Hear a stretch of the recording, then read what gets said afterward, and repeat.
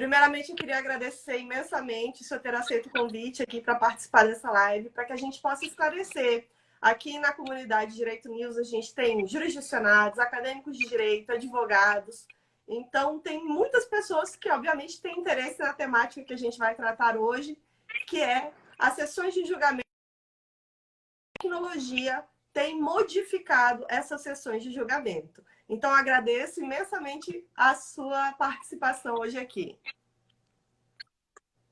Eu é que agradeço o seu convite e espero que seja útil essa nossa conversa para a comunidade jurídica. Com certeza será, doutor. Eu gostaria de iniciar perguntando para o senhor aqui como está a tecnologia, ela está permitindo o funcionamento dos tribunais nesses tempos de pandemia em que está todo mundo aí ou em casa, grande parte em home office. Como a tecnologia tem sido útil para o funcionamento dos tribunais nesse momento? Na verdade, a tecnologia ela tem sido fundamental para o funcionamento não só dos tribunais, mas de todos os ramos da economia. Mas, principalmente nos tribunais, nós temos notado que os tribunais têm funcionado quase que 100% da sua atividade normalmente. Vamos falar mais lá na frente. Tem alguns pontos que realmente ainda não estão funcionando, mas é porque eu particularmente, penso que não tem como mesmo, mas a grande maioria dos atos processuais tem sido praticados.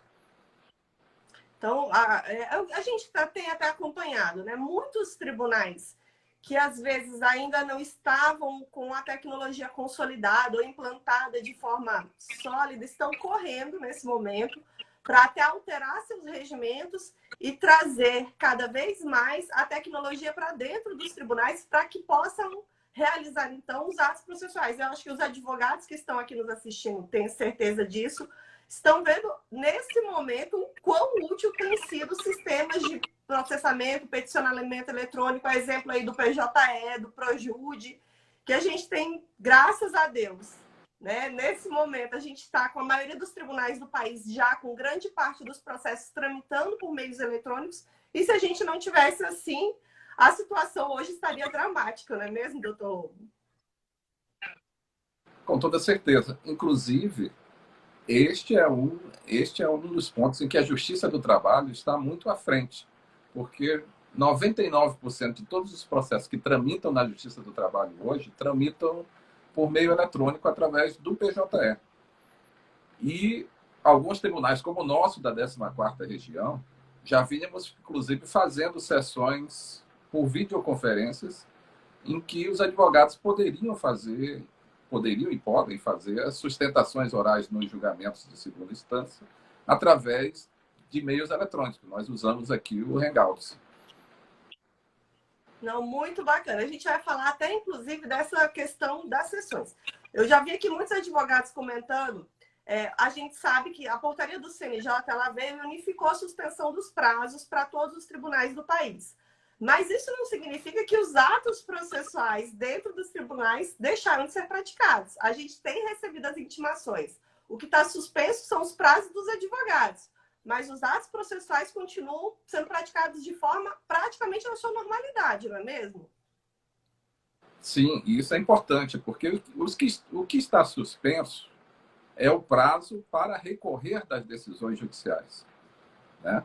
Mas não a prática dos atos processuais. Isso não está suspenso de forma alguma. Ao contrário, ficou expressamente excepcionada essa questão da realização dos atos processuais, inclusive as sessões virtuais, né? E os prazos para os magistrados, em geral, que são aqueles prazos para sentenciar, para despachar, eles continuam fluindo normalmente.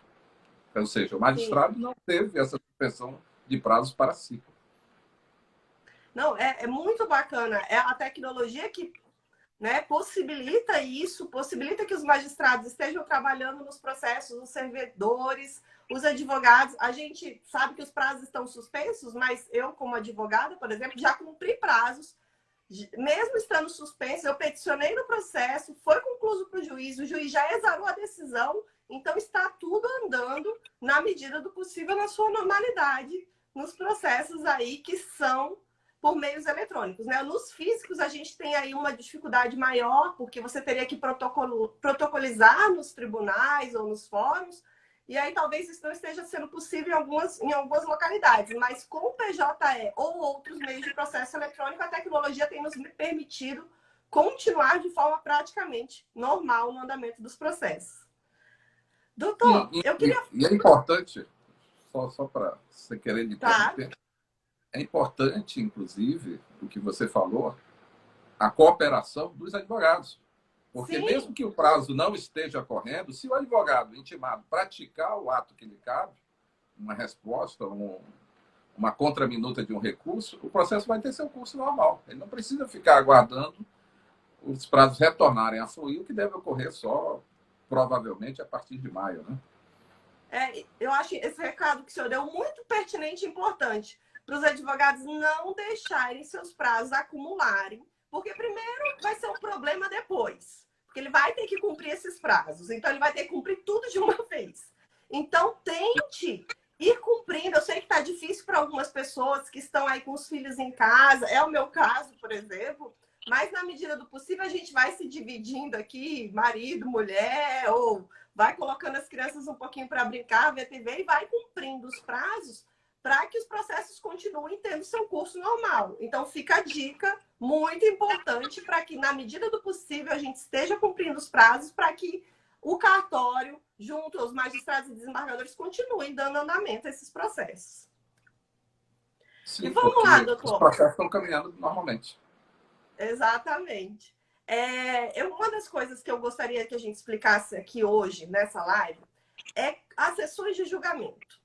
Porque os advogados, eles têm a gente está vivendo, na verdade, em muitos tribunais onde não haviam as sessões virtuais ou não havia essa sessão por videoconferência, havendo uma dificuldade de compreensão por parte dos advogados a respeito da realização dessas sessões virtuais e videoconferência.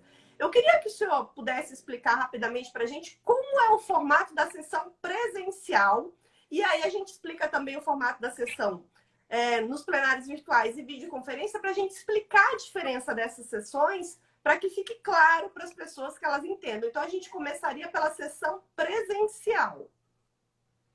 Bom, na sessão presencial, reúnem-se no plenário do tribunal os julgadores, os desembargadores e os advogados que querem fazer sustentação oral. E ali, naquele momento, o relator faz o seu voto, lê o seu relatório. Após a leitura do relatório, os advogados que se inscreveram têm a palavra para a sustentação oral. Após a sustentação oral do advogado, o relator profere o seu voto e depois, em seguida, os demais julgadores. Podendo ocorrer, e ocorre com alguma frequência, em virtude da sustentação oral do advogado, surgir alguma dúvida em algum julgador em relação a algum ponto que foi abordado pelo advogado e que ele não tratou no seu voto, ou que não tratou de forma que ele próprio tenha achado correta. E, portanto, nesses casos aí, há o pedido de vistas por algum julgador que se sentir necessidade, ou, inclusive, essa é uma questão interessante, o próprio relator pode pedir vista. O novo CPC permite isso. É ótimo. Esse formato de sessão presencial estão todos, né, basicamente ali fisicamente no mesmo ambiente, que a gente chama de plenário, né? Estão ali os julgadores. Estão ali os julgadores, os advogados, existem os serventuários. Então, ali a gente está fisicamente presente e julgando os processos. E aí eu queria que a gente explicasse agora, então, o plenário virtual. E como é a sistemática, inclusive, da votação no plenário virtual, para que as pessoas possam compreender como é essa sessão de julgamento. Bom, o plenário virtual, ele é um julgamento que é previsto no CPC e ele é feito de forma totalmente virtual, ou seja, os desembargadores não se reúnem para julgar os processos daquela pauta. O que ocorre? Cada relator, ele lança o seu voto no sistema. Ao lançar o seu voto por inteiro, os demais julgadores analisam cada voto, cada processo, E aí dizem e votam se concordam ou não com a tese do relator. Se não concordarem, ele abre uma divergência. Aberta essa divergência, há uma discussão virtual entre os julgadores, se o relator concorda ou não com a divergência. Se concordar, ele reformula o voto dele e colhe-se os votos dos demais, e aí é proclamado o resultado após o prazo da sessão virtual. Normalmente são 3 dias. Durante 3 dias ocorre essa troca de informações virtualmente. E nesse caso aí não há reunião física e não há, quer dizer, pelo menos não havia, vamos falar disso, não havia a previsão de sustentação oral. Agora não. O Supremo Tribunal Federal, ao alterar as suas normas, estabeleceu que o advogado ele pode, mesmo na sessão virtual, encaminhar a sua sustentação oral por mídia eletrônica.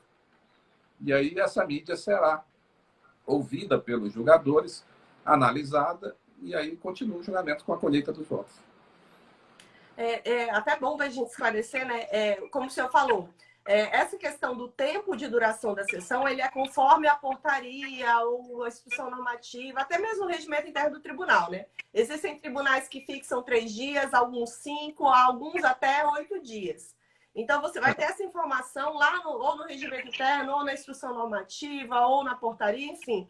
A regulamentação vai de cada tribunal a respeito da duração dessa sessão. Então, vocês percebam a diferença, como o ressaltou muito bem o desembargador Lobo, não há uma reunião num único dia. Ela se dá no maior espaço de tempo, onde ele insere o voto ali no ambiente virtual e os outros desembargadores vão ali dizer se acompanham, divergem, inclusive havendo essa discussão quando necessário, se há aí uma divergência naquela votação daquele processo específico, né?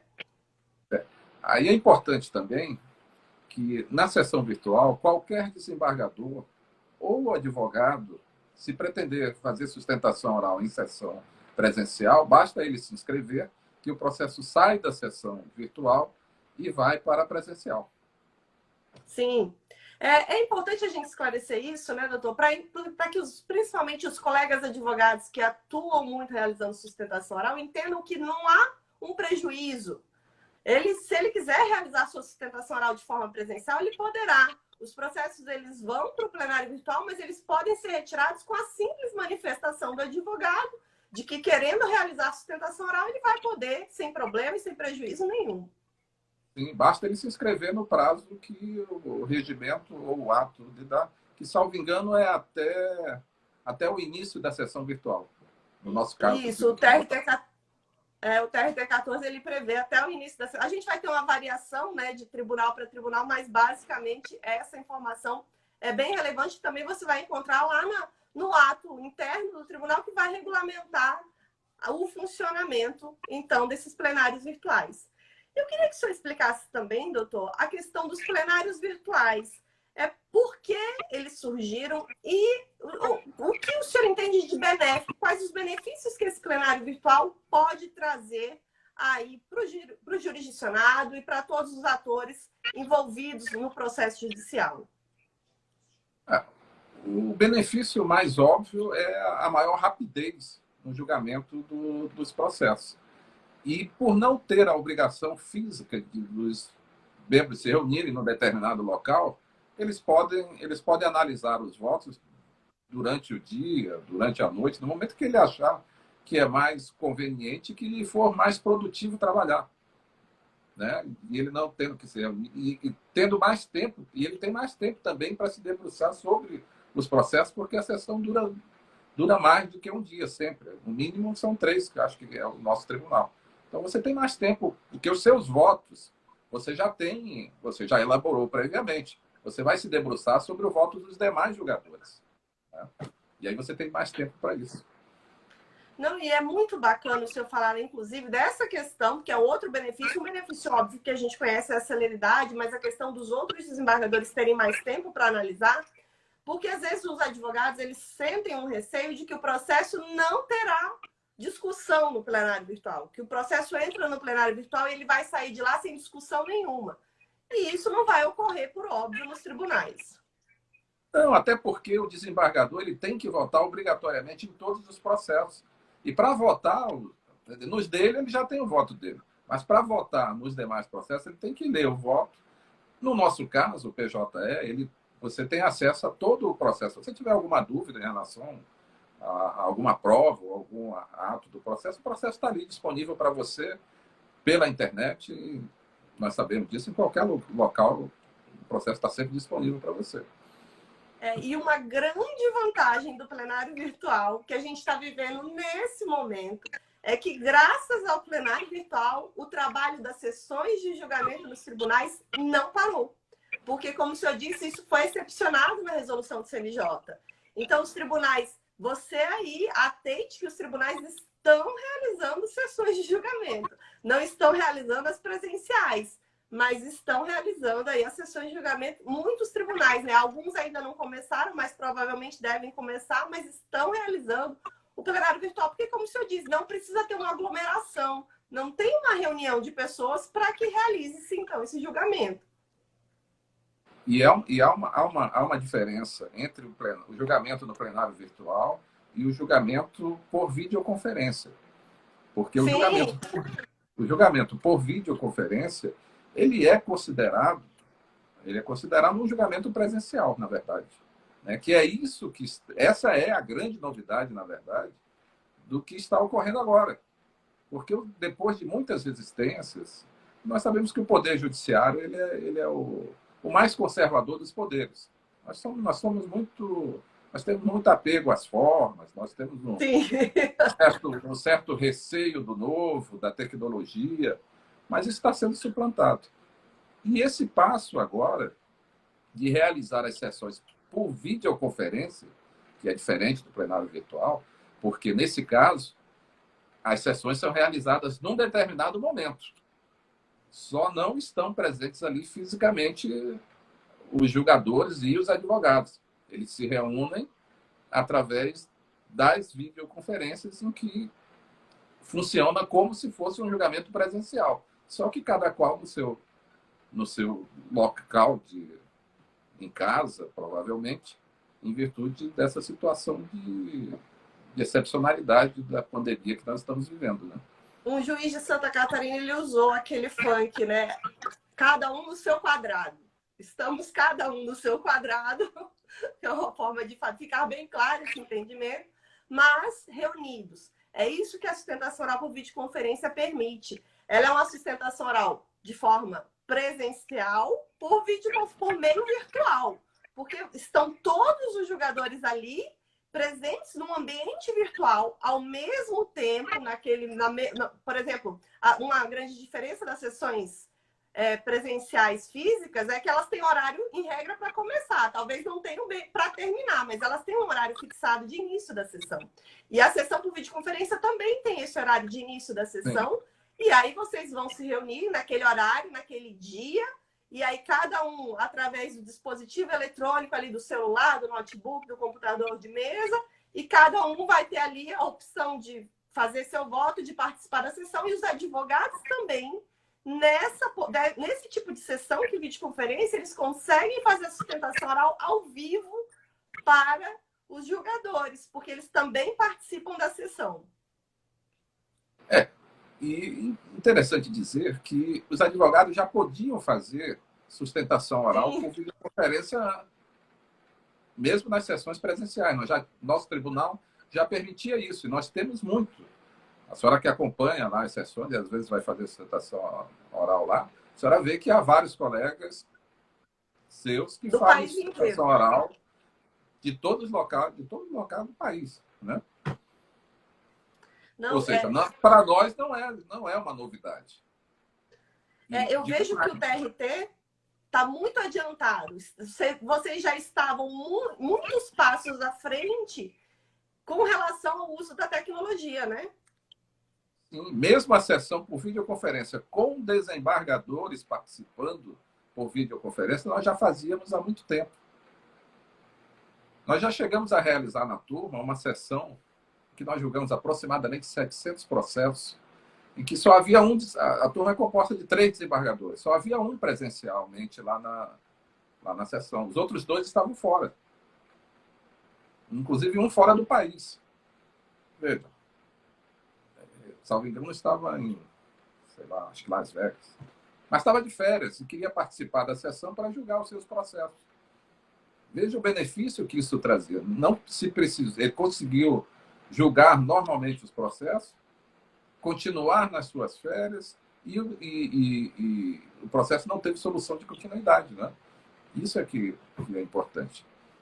Inclusive foi reconhecido em correções, em correição geral feita pelo nosso Corregedor-Geral de Justiça, salvo engano, foi o anterior ao doutor Lélio, há uns 3 anos atrás, mais ou menos, que reconheceu como uma prática boa do tribunal esse fato de realizar sessões com possibilidade de desembargadores, advogados e também, não podemos esquecer, os membros do Ministério Público também participaram e utilizavam muito essa possibilidade de participar da sessão por videoconferência.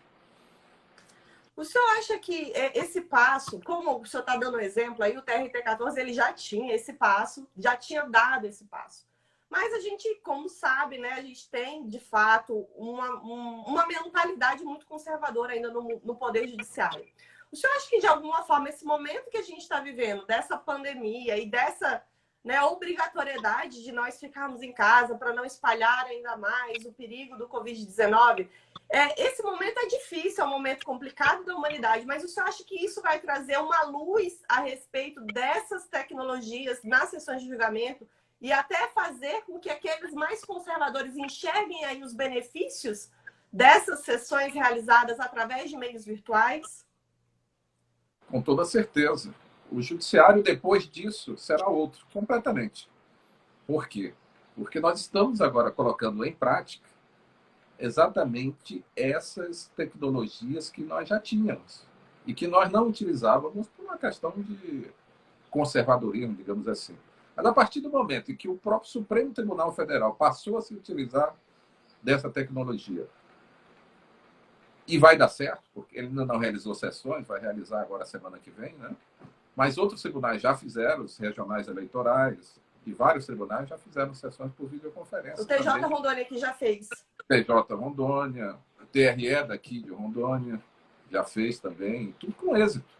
Ou seja, está se vendo que é possível e que não há ali, há uma dificuldade inicial, mas ela é superada e vai se ver que vai se ganhar muito mais com isso.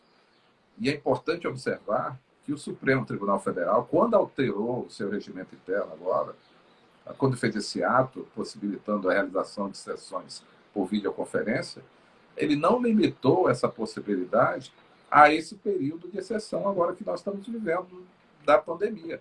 Ou seja, isso é permanente.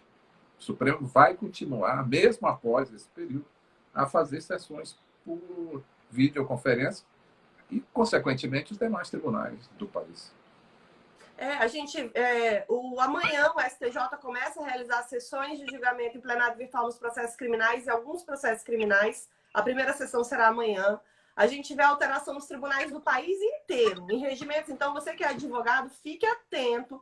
Houveram inúmeras alterações regimentais no sentido de ampliar a possibilidade dos plenários virtuais e também a questão da sustentação oral por videoconferência e da sessão por videoconferência. Eu também acho, doutor, como o senhor bem pontuou, que isso não é para ir para agora. Isso já era um caminho, isso já era algo que a gente estava dando passos, né? O judiciário brasileiro já estava dando pequenos passos rumo a cada vez mais tornar suas sessões mais tecnológicas, vamos dizer assim. E esse momento que a gente está vivendo, que é obviamente um momento muito difícil, mas como todo momento difícil também traz boas lições, a gente vai tirar excelentes lições desse momento, que é justamente a utilização maior da tecnologia. Se a gente tinha ainda esse temor de que a tecnologia podia gerar algum prejuízo ou algum distanciamento, a gente está vendo que, pelo contrário, a tecnologia está unindo as pessoas e permitindo que as pessoas possam trabalhar e seguir com as suas vidas da forma melhor possível, né? Por que não dizer melhor possível nesse momento que a gente está com uma limitação na nossa locomoção. Não só, veja só, não só as sessões, Mas também a questão do teletrabalho. Os servidores estão agora, principalmente dos judiciários, estão todos 90, quase 100% teletrabalho. E produzindo muito. Nós notamos em algumas unidades, na grande maioria das unidades até, eu tenho ouvido relato de colegas de primeiro grau e até de segundo grau, que a produtividade aumentou. As pessoas trabalhando em casa, por meio remoto, têm produzido mais do que no local físico, na sede do tribunal, da vara, da repartição. É porque Isso as fora pessoas têm a outros, mentalidade que fora trabalhar em outros casa não benefícios, né? rende. Economia de água, energia, redução do trânsito, congestionamento do trânsito. Estamos vendo tudo isso, né? Eu acho que realmente nós teremos um novo paradigma após essa pandemia. Muito embora, como já repito aqui, o nosso tribunal já estivesse vivendo por isso já há algum tempo, tanto na questão da realização das sessões, como na questão do teletrabalho para os servidores. Nós tínhamos já um número razoável de servidores que já faziam esse teletrabalho antes do advento dessa pandemia. Não, eu acho isso importantíssimo o senhor destacar exatamente esse ponto. Para que a gente observe, eu acho que muitos tribunais aqui já estão também no Instagram, né? A exemplo do TRT 14, do TJ, do STF, do STJ, e a gente tem visto eles divulgando os números e a produtividade tem sido muito maior do que quando estavam, né, os servidores, os juízes, os magistrados, dentro ali dos órgãos, né, de forma física. Então, a gente tem que acabar também, é uma forma de nós acabarmos com o preconceito que a gente tinha do chamado aí home office, porque a gente acredita que o servidor que está em home office, ele não trabalha, ele está em casa, ele está de férias, ele não está fazendo nada. Pelo contrário, ele consegue organizar uma rotina, ele tem conseguido aí trabalhar de uma forma muito eficiente e manter e até elevar a produtividade dos tribunais. Eu tenho certeza que, de fato, esse período será excelente. Até porque a produtividade ela é altamente mensurável. Sim. Então, o funcionário estando em home office, o que acontece? Ele vai trabalhar naquele horário que o seu organismo, que para ele é melhor trabalhar. Há os noctívagos, né, que gostam de trabalhar de madrugada e dormem de dia. São vagabundos? Não, eles trabalham de madrugada e dormem de dia. Tem gente que é assim. E a gente vê isso porque os arquivos, eles são gerados e ele tem uma data e um horário. Nós tivemos muitos arquivos e muitos atos praticados durante a madrugada. Então, às vezes é até uma adaptação, enfim, vamos chamar aí que a gente está vivendo um momento talvez de evolução, até de cultura, não só do Poder Judiciário, mas acredito que isso vale também muito para as empresas em geral, para vários outros segmentos. Eu vou lhe dar um exemplo aqui do nosso lado, né? Escritório de advocacia. A gente tem visto também que os colegas nos escritórios de advocacia não deixaram de produzir porque estão em casa. Nem sempre o colega precisa estar dentro do escritório. Ele precisa estar numa audiência. Até isso eu acho que também a gente vai dar avanços aí em razão desse momento. Mas se é uma audiência de instrução de julgamento mais complexa, se é uma sessão de julgamento que ele precisa estar lá presencial, mas nem sempre ele precisa estar dentro do escritório para estar produzindo. Não, e essa situação que nós estamos vivendo demonstra bem isso. Nós já tivemos aqui, por mim mesmo, já passaram casos em que advogado peticionou perante o juiz de primeiro grau, obteve uma decisão, a outra parte recorreu, foi para o tribunal, entrou com mandado de segurança, o relator deu uma decisão, dessa decisão houve recurso para o TST, o TST já se manifestou sobre essa decisão, isso em 2, 3 dias, e sem ninguém sair de sua casa, nem magistrado, nem advogado, ninguém. O processo foi a Brasília. Eu acho que o ser humano, ele é muito, às vezes, ele é muito visual, ele é muito do toque. A gente precisa entender que talvez a gente abra mão de algumas questões de estar nessa sensação de que estarmos todos juntos no mesmo lugar, para que a gente entender que a gente vai viver um novo momento e que a gente vai estar junto. mas não necessariamente ali pegando um no outro, né? Tão próximo um do outro. A gente vai estar junto através da tecnologia, que é isso que a gente está fazendo aqui. O senhor aí na sua casa, eu aqui na minha, as pessoas que estão aqui participando da live, e tá todo mundo aqui participando junto desse momento.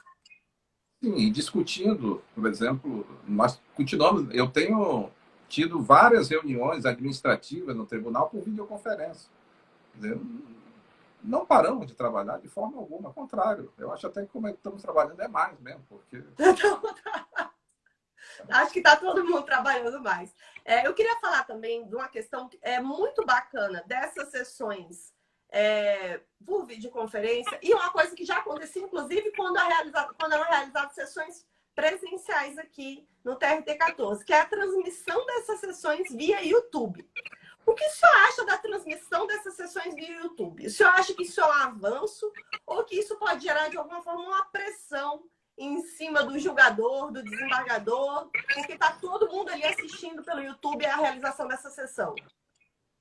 Não, eu sempre fui a favor. Eu acho que isso aí é uma questão de transparência e é muito bom que a comunidade tenha acesso e veja qual a atividade, qual é o trabalho dos magistrados, dos advogados, né? Isso começou há muito tempo lá com a TV Justiça. Todos nós assistimos aí os julgamentos do Supremo. Há uma certa reclamação de que isso teria trazido alguns efeitos colaterais, mas eu prefiro a transparência. Eu acho que a sociedade ganha muito com isso, o judiciário se torna menos hermético, né? E a própria parte pode acompanhar o julgamento do seu processo. Eu acho isso fundamental. Nosso tribunal também, desde o ano passado, já transmitia sessões, né, pelo YouTube. E agora, nós vamos fazer a semana que vem, se não me engano, uma sessão que vai ser toda por videoconferência e também transmitida pelo YouTube.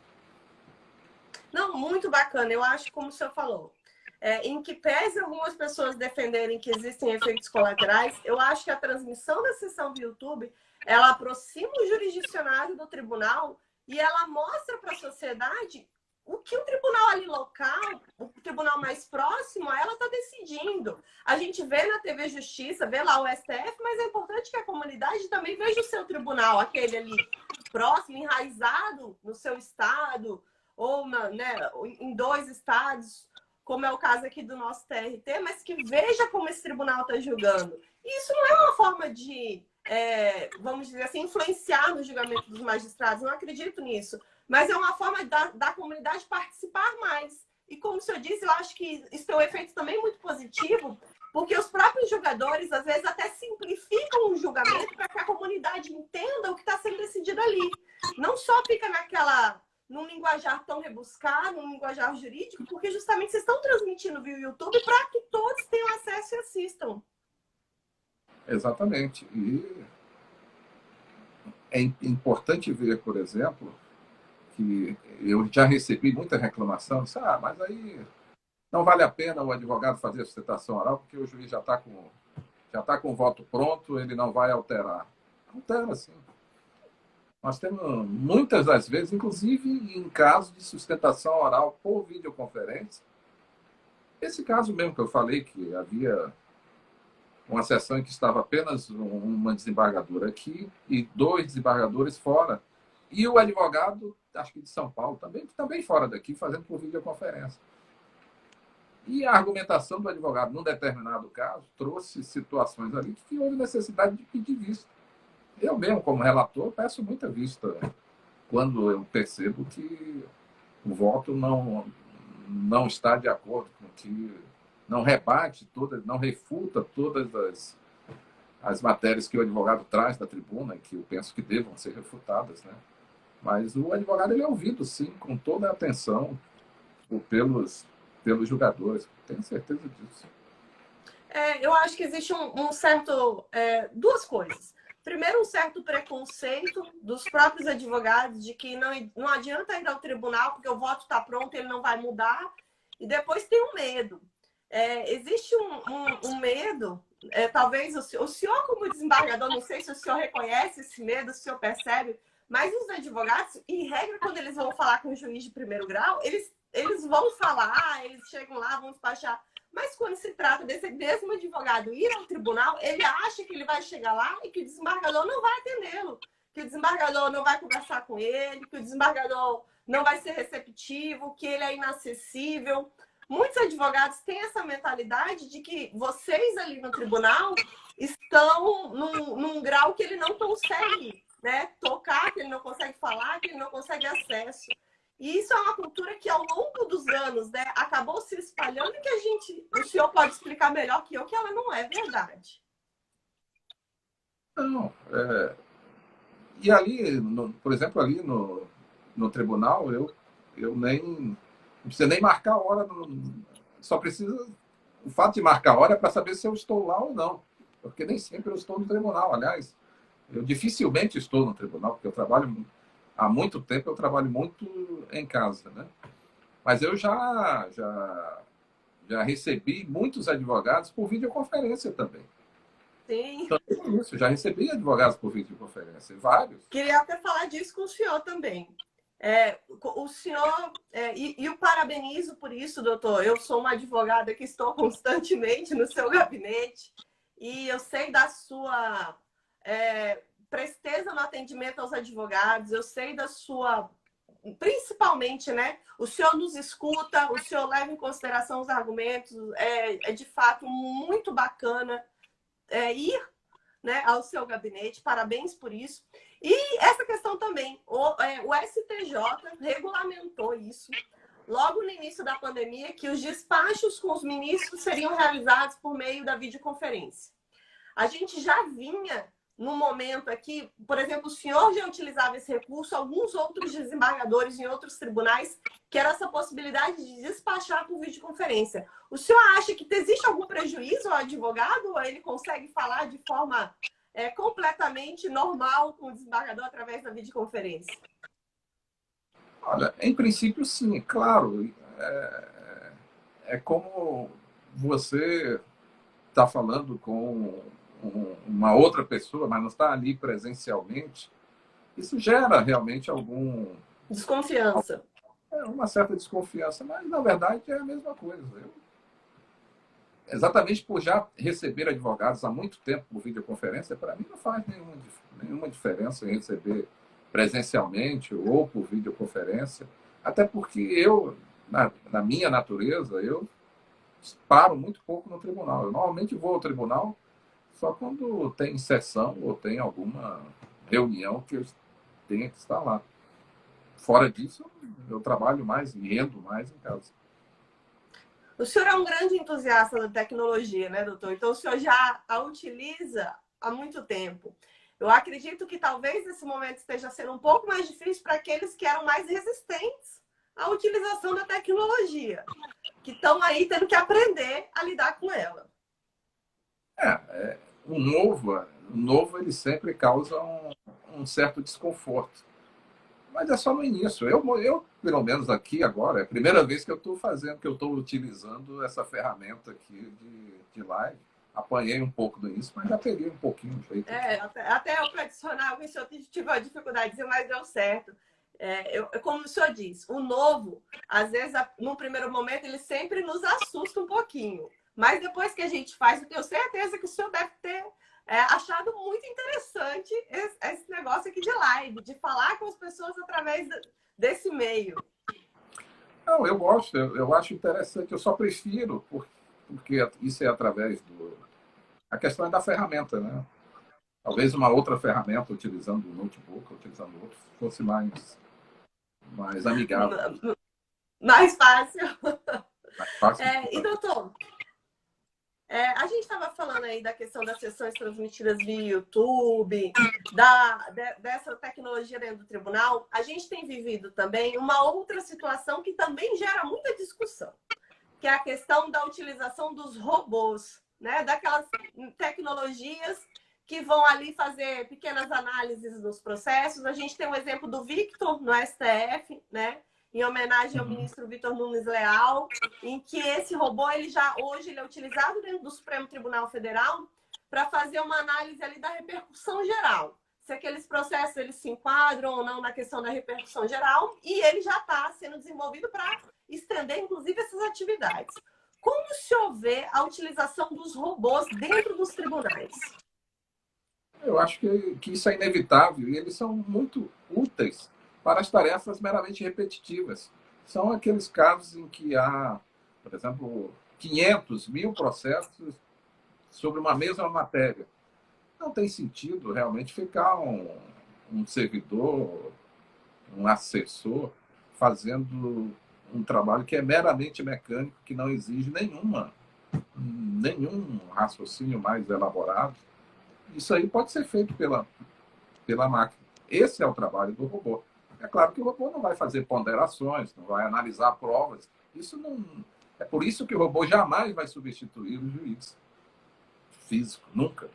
Porque o robô nunca vai ter esse discernimento para uma análise qualitativa da prova, por exemplo. Isso não tem como. É muito importante esclarecer isso, né? Porque eu acho que o ser humano ele tem muito medo da substituição do robô por algumas atividades intelectuais humanas. E nem o tribunal está. É a mesma coisa da tecnologia em geral. Ela vem a facilitar o trabalho, na verdade, e não causar maiores empecilhos, né? Antigamente, veja que já se chegou a discutir, logo que se começou a usar máquina de escrever, o juiz sentenciar por máquina de escrever, achavam aquilo um absurdo, né? Como? Como é que vai saber se foi ele mesmo que fez? Se não está ali manuscrito? Né? E as coisas foram avançando até chegar ao ponto dos robôs de estarem substituindo as tarefas meramente repetitivas. A gente já tem hoje as sentenças que são lançadas no PJ, elas não vêm com a assinatura do magistrado, elas vêm com a assinatura eletrônica. Hoje a gente usa ali o token, né? E hoje a gente tem a questão da assinatura eletrônica, ela tem uma facilidade muito grande aí para os advogados. Vocês vão lembrar dessa palavrinha que é alvará, que ela facilitou muito a questão da expedição dos alvarás. Hoje a gente já tem tribunais que expedem os alvarás de forma totalmente eletrônica, porque não precisa o juiz. Imagina se precisasse o juiz ficar assinando, você indo retirar o alvará lá na vara, o quanto de tempo e de prejuízo você não teria com isso. Então, retirar o alvará na vara, ir ao banco, entrar na fila do caixa para sacar. Hoje isso cai direto na conta do advogado, né? Na conta que for indicado. Sim, isso é muito importante, porque às vezes a gente precisa esclarecer de forma, às vezes até desenhar, né, uma situação para que as pessoas entendam o benefício que a tecnologia traz. Eu achei muito bacana esse exemplo que o senhor deu da máquina de escrever, para a gente ver como as pessoas têm medo dos avanços, que na verdade são medos até tolos, porque os avanços estão aí, né? E essa máquina de escrever eu não vivi, porque, apesar de parecer, eu não sou tão velho assim, mas isso eu não vivi. Mas vivi muito, porque não faz tanto tempo assim, em que já se chegou a discutir no plenário aqui do tribunal se a assinatura do advogado no recurso era como estava em caneta preta, se aquilo ali era original ou era uma fotocópia. Já chegamos a discutir isso, né? Veja a que ponto que. Não. Daqui a pouco, eu me lembro que eu fazia até essa troça lá. Daqui a pouco vamos ter que fazer uma perícia para saber se é tinta ou se é impressora, para se conhecer ou não do recurso.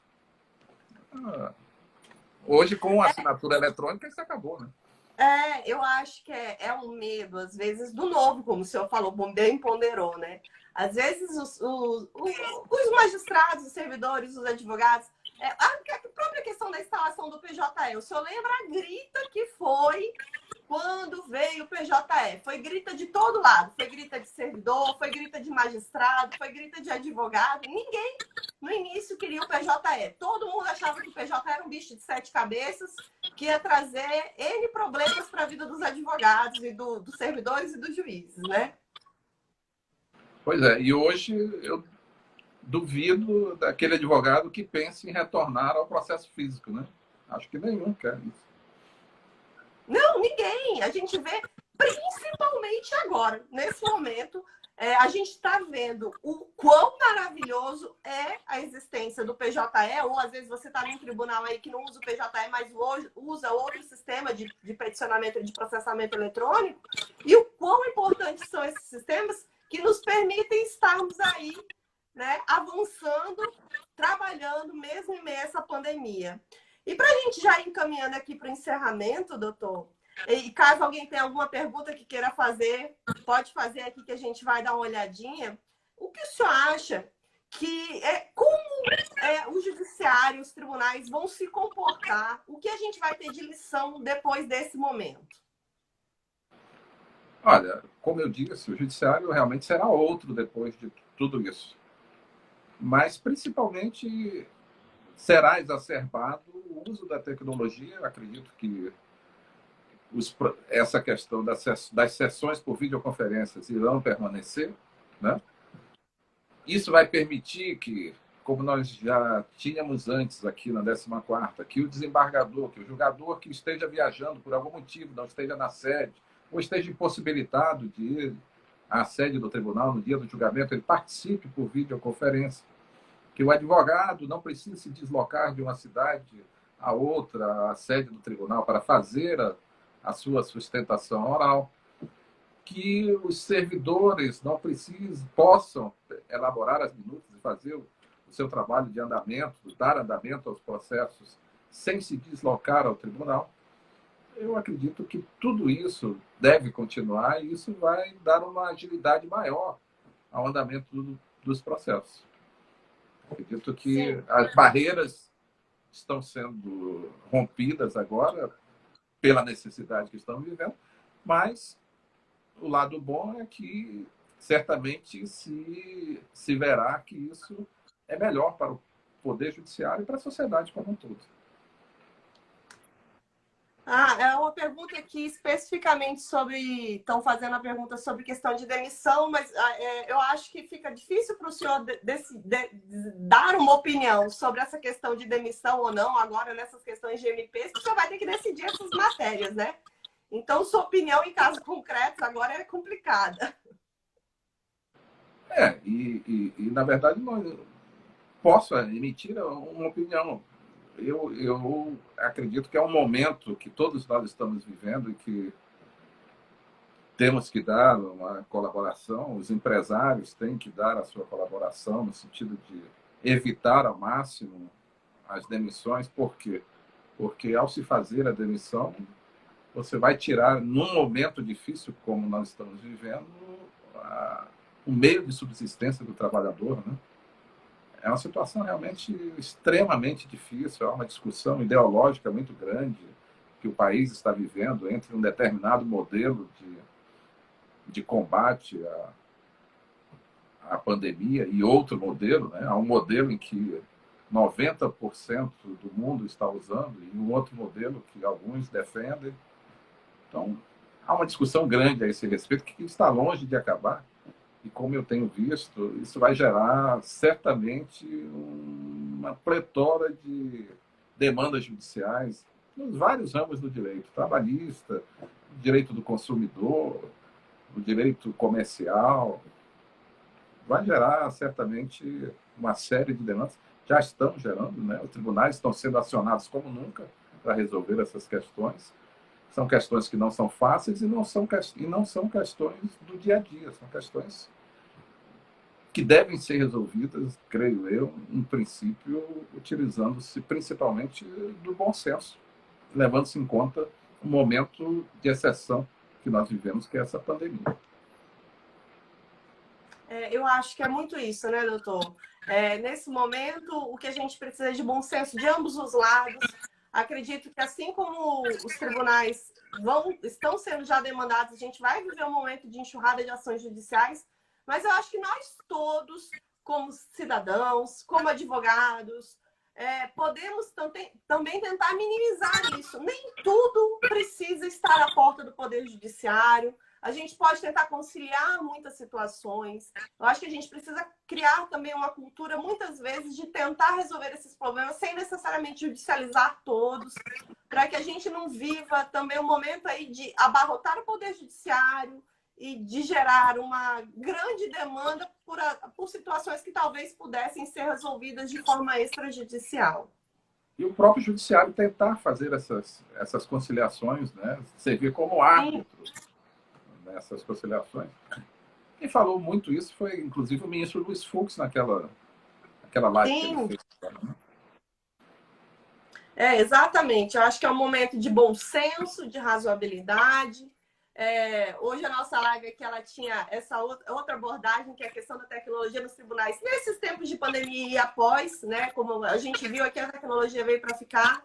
Mas fica o recado, inclusive, dessa questão aí do momento que a gente está vivendo, para empregados, empresários, para todos. Vamos todos ter bom senso, pensar no próximo, né? Pensar no próximo é algo que a gente precisa muito fazer nesse momento, de modo geral.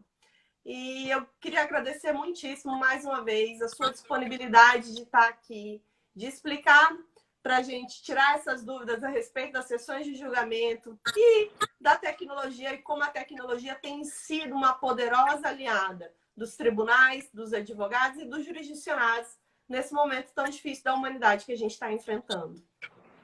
Eu que agradeço a oportunidade de participar dessa live e trazer aqui o meu pensamento sobre essas questões que me são caras, porque é uma coisa que eu lido muito, que é a questão da tecnologia nos tribunais, e trazer para a comunidade jurídica em geral o que eu penso a respeito desses assuntos.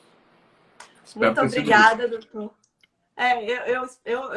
Eu tenho certeza que foi muito útil. Eu tenho certeza que trouxe um aclareamento a respeito de situações aí.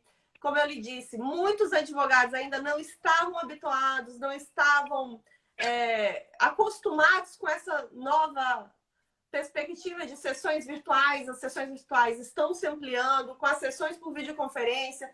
Às vezes até tem uma desconfiança com relação a isso, de forma que o senhor aclarou aqui muito bem, uma desconfiança de forma, às vezes, até muito equivocada, porque o prejuízo em si, nós vemos aqui que ele não vai existir. Vai existir uma ampliação do acesso dos advogados aos tribunais, do jurisdicionado e de todos os atores aí no processo judicial que vão estar mais próximos através dos meios eletrônicos. Exatamente. Obrigada a todos que participaram. Muito obrigada pelo convite, aceito o convite, doutor. Até mais.